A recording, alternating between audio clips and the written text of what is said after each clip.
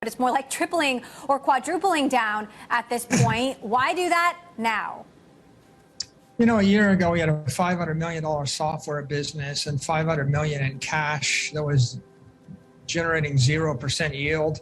Today, we have a $500 million software business growing 10% a year and a $5 billion Bitcoin business that's been growing north of 100% a year. So our strategy is to acquire and hold Bitcoin. We've told the market we're going to do it with equity offerings, with convertible debt, with senior debt and junk bonds, and also with cash flows where appropriate. We saw this as a great opportunity. We sold over the past quarter about $400 million worth of equity at a price that allowed us to buy Bitcoin in a way that we thought would be accretive to all of our shareholders. So we try to choose our spots. But at the end of the day, you know, if you add another 10,000 Bitcoin when the price goes to 100,000, right, it's a lot of money. When it goes to $1 million, it's a lot of money. And our shareholders are long Bitcoin. There's no one buying MicroStrategy stock that doesn't believe Bitcoin's going up. So if you've already risked your money to buy MicroStrategy stock and Bitcoin goes up, you'd rather us own more Bitcoin rather than less Bitcoin, so you benefit from the upside. And yet there's obviously a looming regulatory crackdown. Take a listen to this from SEC Chair Gary Gensler. Is it your view that stable coins themselves can be securities?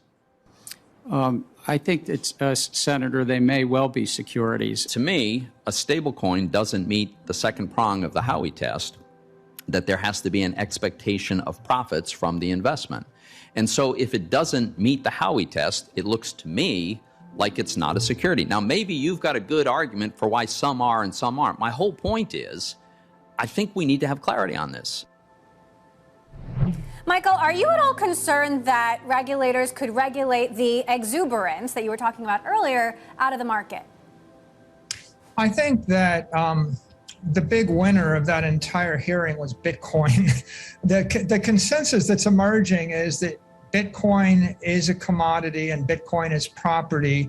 And if your use case is to buy Bitcoin as a long-term store of value, then there's broad-based consensus and support for that across Congress, the Senate, the regulators, the administration, and industry here and abroad. I think that there's a need for clarity. I mean, there's consensus that people think the innovations of cryptocurrency could be beneficial for the next 100 years. They're good for the industry. They're good for the Western world. There's also consensus that we would benefit from clarity.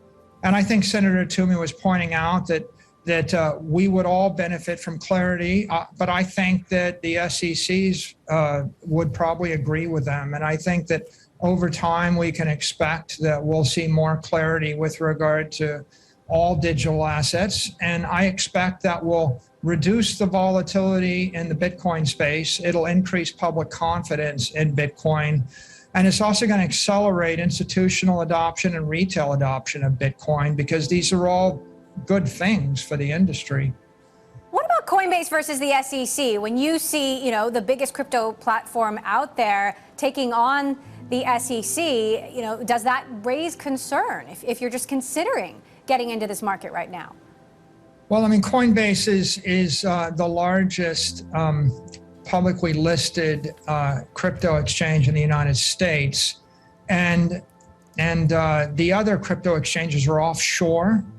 So I would say Coinbase is probably frustrated. They'd like to see more clarity coming out of government and regulators so they can figure out what they can do and they can't do, and they like to see it faster.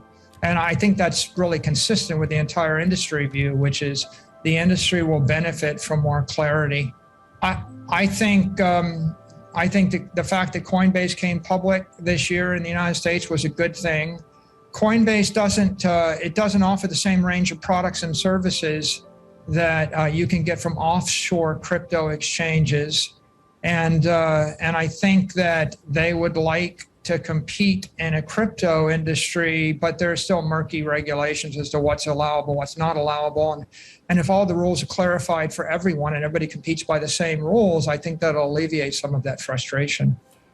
Meantime, Solana, a 17-hour outage this week after having been on a tear. You've got OpenSeas acknowledging that an employee was trading NFTs on inside information. Do these events suggest that this market, that this technology isn't ready for prime time yet? Well, in the market, there are three things. There's the blue chip asset, the institutional grade asset, which is Bitcoin. And if you want to buy something and hold it for 30 years in lieu of a bond or in lieu of cash or other forms of credit, then Bitcoin is that commodity store of value. It's in a class all by itself. Then you have unicorns. You have the Solanas and the Binance Smart Chains and the Ethereums, and they're like the Airbnbs and the Ubers of this space, and there are sparks, and there's a lot of money and there's a lot of risk. And if you're SoftBank, maybe you would get into those kind of businesses, and we don't know how those stories end.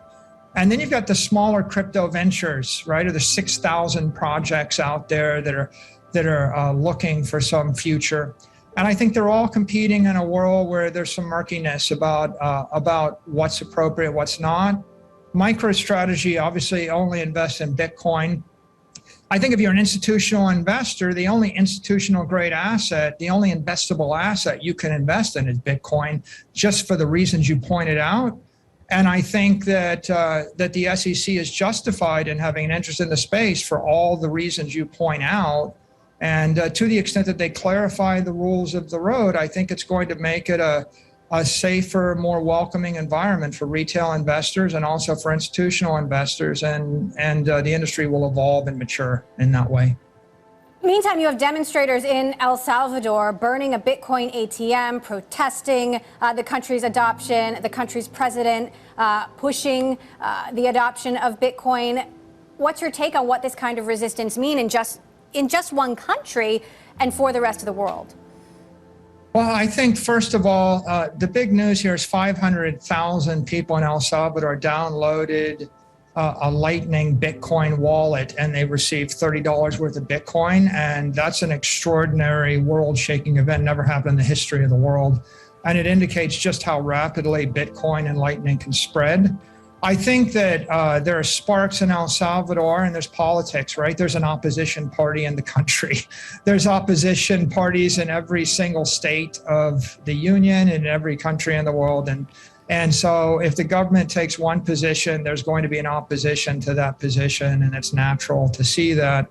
But I think that the way to think about Bitcoin is the most disruptive technology of the decade.